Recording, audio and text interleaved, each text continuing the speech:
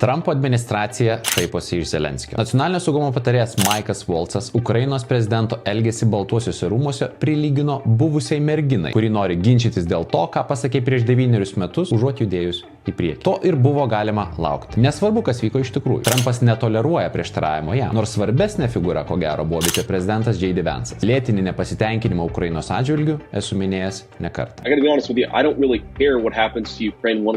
Amerikiečiai reikalauja Zelenskio atsiprašymo, bet šis nuolaidžiauti neketina. Tad dvišaliai santykiai yra pasiekę dugną. Nuo jo galima atsispirti, deja, ir užsibūti. Galbūt situaciją išgelbėtų susitarimas dėl Ukrainos gamtinių išteklių. Jis suderintas, bet nepasirašytas. Ukrainos prezidentas jau pakartojo, kad yra pasirengęs padėti parašą. Klausimas, ar to pakaktų Trumpui?